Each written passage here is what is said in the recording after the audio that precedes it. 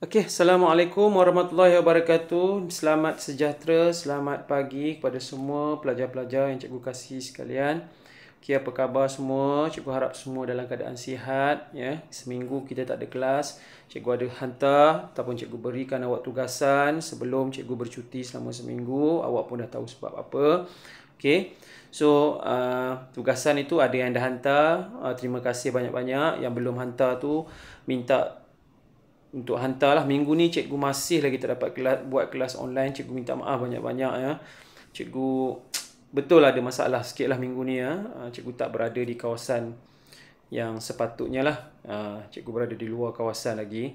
Cikgu akan minggu depan insyaAllah kita akan cuba buat kelas online secara berterusan ya. Sebabnya cikgu nak membincangkan soalan-soalan yang kita dah buat tu lah. Tapi awak perlu hantar dulu sebelum kita boleh bincangkan soalan-soalan itu. Okey. So hari ini cikgu tak nak buang masa ya. Kita akan masuk kepada topik kita yang baru. Topik dalam bab 4 lah. Kita kata dalam bab 4 tingkatan 5 iaitu berkaitan dengan bahan kimia dalam industri atau dengan kata lain dia adalah bab yang berkaitan dengan polimer. Okey. Bab 4 dan juga bab 5 ni ada beberapa subtopik yang cikgu kena terangkan pada awak lah. Tapi ada banyak juga subtopik yang awak akan baca sendiri nanti ya. Sebab dia semuanya berkaitan dengan fakta. Tak banyak benda teknikal yang cikgu perlu explain pada awak. Sebab kebanyakan tu kena hafal. Ya, you kena buat note dalam bentuk yang interesting lah untuk you boleh ingat semua benda. Contoh macam ubat-ubatan kan. Yang itu memang cikgu tak boleh lah nak tolong you. Macam nak hafal dia kan. Macam you hafal macam mana yang you hafal. Kalau sebelum ni kita ada bab-bab yang melibatkan bab apa yang belakang-belakang dalam bab tingkatan 4 tu kan. Itu pun ada banyak benda-benda yang awak perlu ni kan. Contoh ubat-ubatan, bahan kosmetik, yang bahan tambah makanan, nanoteknologi, itu semua you kena baca lah nanti. Tak apa, tak ada masalah. Untuk yang awal ni cikgu akan explain dululah. Berkaitan dengan polimer pada hari ini ya. Polimer cikgu ada juga terangkan dalam sebatian karbon sedikit bagaimana nak melukis bentuk polimer dengan betul.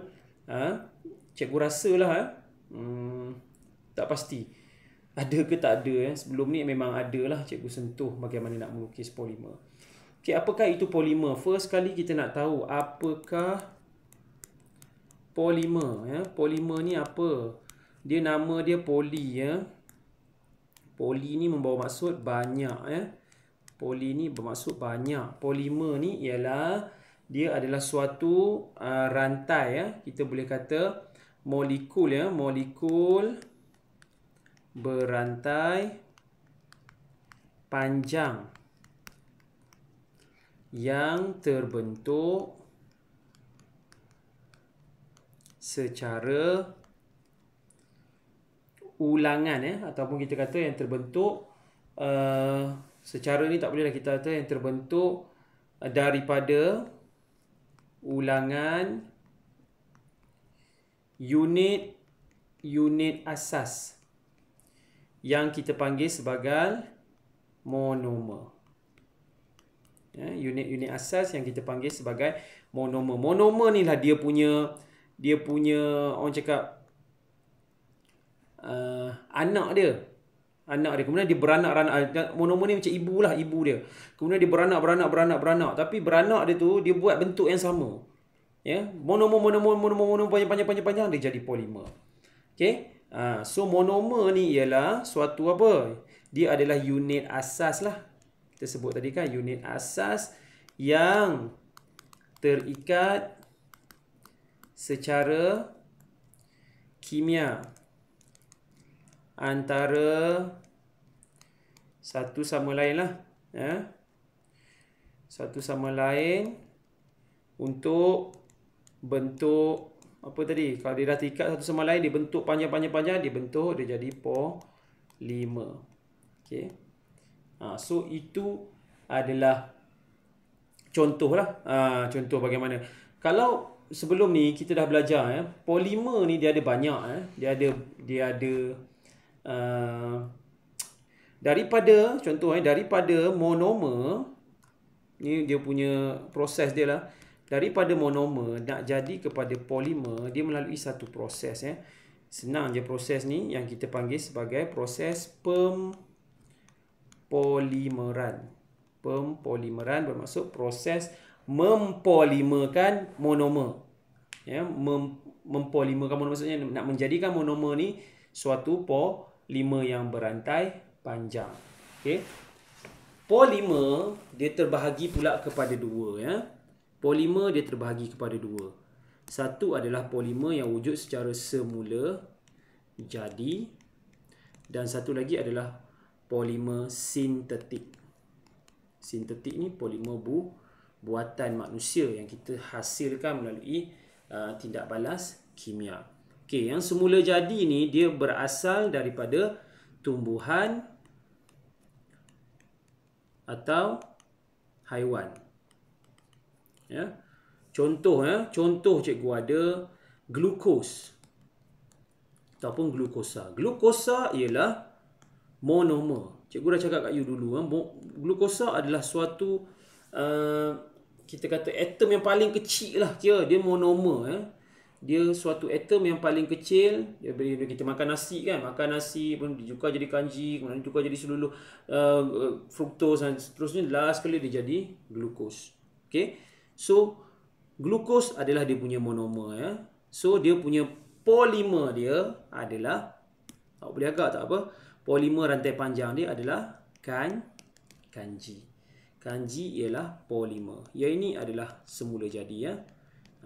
Banyak terdapat di dalam makanan lah. Glukos dalam bijirin lah biasa kan. Beras, gandum dan sebagainya. Okay, dalam minuman pun banyak glukos kan. Okey, kemudian kita ada apa lagi? Glukos juga selain daripada jadi kanji, polimer dia boleh jadi selulos ya, selulosa pun merupakan polimer bagi glukos, tapi dia tidak sepanjang kanji lah. Dia lebih pendek berbanding dengan kanji. Okey. Kemudian kita ada asid amino contoh cikgu ambil contoh-contoh yang simple lah. Asid amino dia punya polimer dia adalah protein. Ya. Okey. Kemudian kita akan belajar tentang getah kan. Jadi kita ambil dulu isoprena. Ya. Isoprena merupakan monomer bagi getah asli. Ya. Dia monomer daripada getah asli. Okay, polystyrene daripada strina, polipropina daripada propina, vinyl klorida ya, membentuk polyvinyl klorida atau kita kenali sebagai PVC. Okay, so ada banyak lagi ya yang merupakan polimer ya, yang daripada monomer bentuk polimer yang you familiar dengan nama dia. Okay. Alright, sintetik dan juga semula jadi. Okay, yang cikgu sebut tadi tu, contoh macam polyvinyl klorida itu adalah sintetik lah. Polystyrene, itu semua adalah sintetik ya. Propina kepada polipropina itu juga adalah sintetik. So nanti kita akan tengok bagaimana bentuk dia. Okey, kalau semula jadi proses nak menghasilkan dia adalah melalui, nama proses kita adalah proses pempolimeran kondensasi. Ya. Kondensasi. Okey, itu nama pempolimeran dia. Okey, bagaimana proses itu berlaku? Tindak balas pempolimeran ini melibatkan pemecahan ikatan ganda 2 kepada ikatan tunggal dengan monomer yang sama jenis. Okey. So yang ini nanti cikgu akan tunjuklah bagaimana. Dia proses tu dia daripada polimer tu dia ada ikatan ganda 2. Setiap polimer, setiap monomer dia ada ganda 2, ikatan ganda 2. Ikatan ganda 2 itulah yang akan dipecahkan untuk membentuk polimer. Okey. So, itu contoh yang cikgu akan tunjukkan selepas inilah. Okey, kemudian kita pergi pula yang kepada sintetik. Sintetik ni beza dia cuma adalah dia terhasil daripada dia buatan manusia lah. Dah tentu dia buatan manusia, terhasil daripada tindak balas kimia. Dia sintetik kan. Okey, cara penghasilan dia adalah pempolimeran tambahan. Dia bukan secara kondensasi. Kondensasi tu dia semula jadi. Semula jadi. Kita tak perlu buat dia. Dia terus buat sendiri saja proses itu. Tapi pempolimeran tambahan ni kita yang kena tambah dia untuk dia jadi polimer. Okey. So tindak balas pempolimeran ni adalah daripada monomer yang berlainan jenis dengan melibatkan penyingkiran molekul kecil seperti air dan HCl. Okay. So dia singkirkan dua ni. Dalam proses tu dia keluarkan dua tu. Itu maksudnya pempolimeran kondensasi. Okay. So sebenarnya agak susah juga nak buat pempolimeran kondensasi. Sebab apa? Dia ada dua monomer yang berbeza. Kalau tadi pempolimeran kondensasi, dia adalah dua monomer yang sama. Dua monomer yang sama ni ada bercantum. Tapi untuk pempolimeran kondensasi, dia ada dua monomer yang berbeza. Bila dia ada dua monomer yang berbeza, bila dia nak cantumkan kedua-duanya, so dia kena buang something lah daripada monomer itu, seperti air ataupun HCl. Okay. So contoh, kita ambil contoh contoh monomer Contoh bagaimana kita nak melukis Contoh. Okey, contoh yang pertama, cikgu ambil etina Bagaimana bentuk etina? Okey, bagaimana bentuk etina? Bentuk etina ialah C double bond, C H H H H. Okey, so ini adalah bentuk etina. Untuk membentuk polimer dia, nama polimer dia awak tak payah susah-susah. Etina terus saja tambah perkataan polyetina. Okey. Tambah saja perkataan poly iaitu maksud dia dah menjadi polimer. Okey, senang saja. Awak nampak tepi C ni ada ni H ni kan? H ni dengan H yang ini. Apa yang awak buat adalah awak tarik dia punya sempang tu ke bawah sini. Dia tarik dua-dua, dia kepak dia ke bawah. So you akan dapat kepak ke bawah dan kita punya double bond tu akan hilang Bila kita nak buat polimer, double bond tu automatik akan hilang C H H. Okey, kemudian kita kepak tadi, dia akan jadi ke bawah H H. And then kita akan tarik kiri kanan dia panjang, tutup. Dan letak N. Okay, N bermaksud nilai tu ataupun polimer tu, rantai tu panjang. Dia berulang lah. Mungkin sini ada 20, 30. Nilai N ni boleh jadi banyak lah. 20, 30, 40. Sebabnya etina ni dia akan ulang. Di sebelah ni. Sebelah ni pun etina juga contoh kan. H. Ulang lagi, sebelah lagi. Sebab itu kita tutup dia.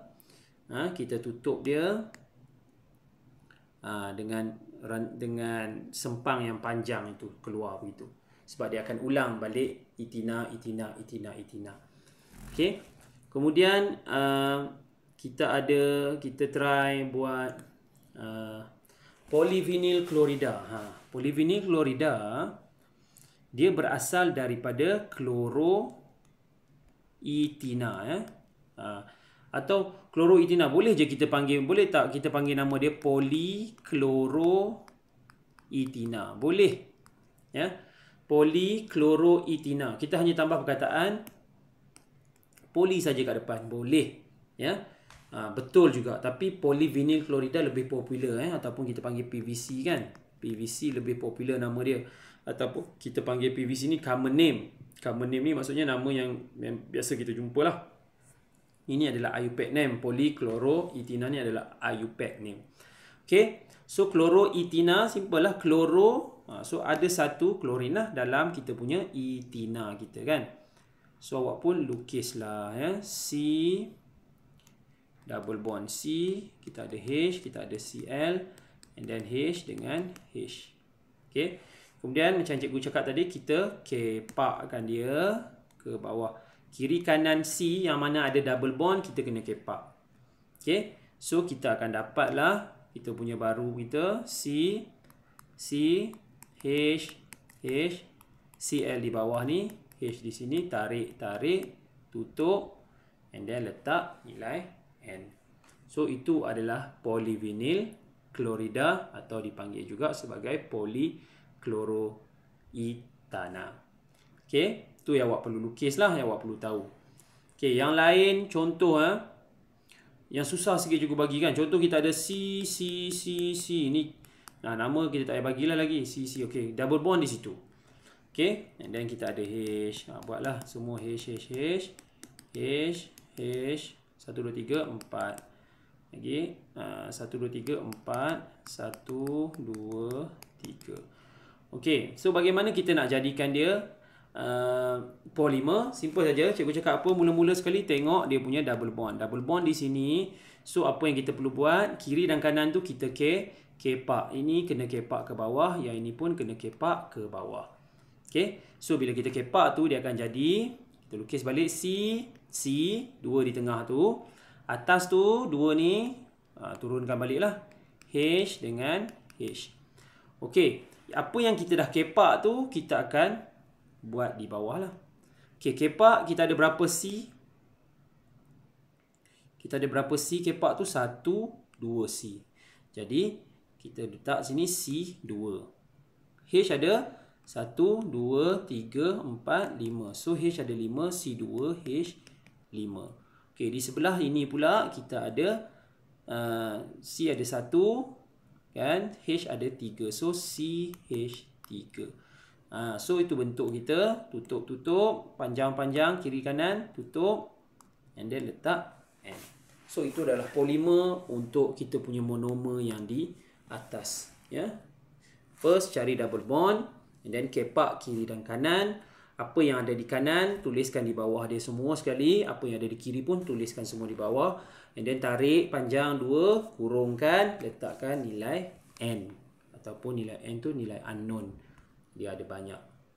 Okay. So itu cara untuk kita nak buat polimer dan juga monomer. Alright. Nama proses tu kena ingat lah. Polimer, pempolimeran lah. Pempolimeran kondensasi dan juga pempolimeran tambahan. Okay. Alright. Kemudian apa lagi yang awak perlu tahu berkaitan dengan polimer adalah dia punya kegunaan dia. Kegunaan dia awak kena baca lah. Ada banyak kegunaan dia. Untuk cikgu cerita tu memang banyak. Tak boleh nak cerita satu-satu. Okay. So awak kena baca dalam buku teks pun ada ya. Ada banyak yang awak boleh tengok ya. Kemudian awak juga perlu tahu tentang jenis-jenis polimer sintetik ya. Jenis-jenis polimer sintetik. Polimer sintetik ni dia ada jenis pula ya.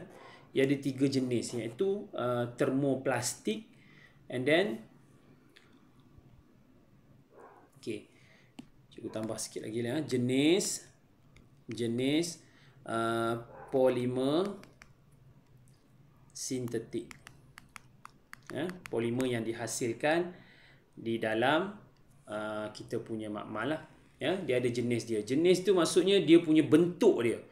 Bukan dia punya nama dia, dia punya bentuk dia. Bentuk dia bagaimana bentuk dia buat. Okey. Nama kita dah tahu, polietan kita ada polipropina, dan kita ada PVC, itu semua adalah polimer sintetik. Polimer semula jadi datang daripada haiwan dan tumbuhan. Protein, kita ada karbohidrat, getah asli, kanji, itu semua daripada tumbuhan dan haiwan. Kalau awak dengar nama daripada ethana, etina ni semua-semua tu daripada sebatian karbon tu, datang daripada petroleum tu, itu adalah formula ataupun polimer sintetik lah. Okay, ni jenis polimer ni dia punya bentuk dia tu. Ya. Bentuk yang pertama adalah, nama dia adalah polimer termoplastik. Ya. Polimer termoplastik. Okay, ciri-ciri dia ada banyak lah. Dia melebur apabila dipanaskan dan keras apabila sejuk. Okay, kemudian dia boleh dikitar semula, dia tidak berwarna, dia sinar lah. Termoplastik ni ada banyak digunakan nak buat pembungkusan makanan tu yang baru-baru sekarang ni kan. Dia guna banyak termoplastik. So yang itu mesra alam jugalah sebab dia boleh dikitar semula. Okay. Kemudian kita ada termoset ya, ataupun polimer termoset. Yang ini yang payah sikit ni. Polimer dalam bentuk polimer termoset ni, dia tidak boleh diacu berulang kali dan tidak boleh dikitar semula. Tapi dia tahan panas. Ya, dia tidak melebur apabila dipanaskan. Maksudnya dia tahan lah. Biasanya kita gunakan dia dalam kita buat palam pencucuh. Palam pencucuh pula. Kita guna untuk plug. Plug, palam, suis elektrik, pemegang, alat-alat memasak. Sebabnya dia tahan, dia tidak lebur kan. So kita gunakan pada bahan-bahan yang boleh digunakan, yang menggunakan haba lah. Kemudian pinggan mangkuk, melamin. Pernah dengar perkataan melamin? Juga datang ataupun bentuk polimer dia adalah bentuk termoset. Okay, bentuk termoset ni awak boleh tengok dalam buku teks, dia ada tunjuk bentuk dia lebih kuat kan, sebab dia ada rantai silang. Rantai silang tu dia ikat molekul di atas, polimer di atas dengan polimer di bawah. Jadi dia kuat lah. Lebih banyak haba diperlukan untuk dia mengatasi ataupun dia nak potong rantai silang itu. Okey, dan yang terakhir adalah polimer elastomer. Ya. Polimer elastomer ni dia adalah polimer yang boleh elastik lah. Elastik ni maksudnya dia boleh diregang dan dia kembali semula kepada bentuk asal dia. Kebanyakannya ni polyester yang terbaru. Polyester ni dia digunakan untuk buat jersey, dah buat pakaian-pakaian. Kalau awak tengok pakaian sekarang dia tarik, dia kembali kepada bentuk asal dia. Dia kualiti dia kan. Rantai silang tu terdapat. Dia punya polimer dia tu agak berceramuk sikit, tapi dia ada juga rantai silang tu. Jadi bila tarik dia patah balik, tarik dia patah balik. So itu adalah contoh. Boleh tengok lagi contoh-contoh yang lain, ada banyak lagi yang awak boleh rujuk Okey. So kemudian awak boleh tengok dia punya polimer, dia punya kelemahan dan juga kekurangan polimer itu sendiri dalam muka surat, dalam buku teks lah. Tengok, boleh baca lah. Ini baca cikgu tak mau explain lebih-lebih sangat. Okey. Awak tengok muka surat 149 sampai muka surat 150 dalam buku teks. 149 sampai 150 iaitu awak boleh baca untuk awak tahu dia punya kelebihan dan juga kekurangan dia. Ada banyak sebenarnya kegunaan polimer dalam kehidupan seharian kita yang kadang-kadang kita tak sedar pun itu adalah polimer sama ada dia sintetik ataupun dia semula jadi. Kebiasaannya kegunaan harian kita adalah polimer-polimer yang sintetik lah, yang dibuat di dalam makmal. Okey, itu yang banyak kegunaan pun, nilon benang dan sebagainya. Okey, so itu sahaja yang cikgu boleh sampaikan untuk awak berkaitan dengan polimer. Okey, untuk getah asli akan datang, iaitu memang cikgu akan terangkanlah dengan lebih detail lagi lah bagaimana pembentukan getah asli itu berlaku, ataupun latex lah kita panggil dengan nama lain, susu getah. Okey, itu sahaja. Kita jumpa lagi untuk kelas akan datang, iaitu pada hari Rabu. Terima kasih. Awak buatlah dalam buku modul awak, buku surat 116, 117. 117 tu banyak yang awak kena carilah. Mungkin dalam buku teks ke, dalam buku rujukan ke, kena tengok balik. Dan 118, iaitu kelemahan dan juga dia punya kelebihan dia. Sorry, ini buku cikgu, dia bukan. Dalam buku you, muka surat dia adalah polimer 112, 113, 114. Okey. 112, 113, 114. Okey, itu saja. Terima kasih. Jumpa lagi. Assalamualaikum. Terima kasih.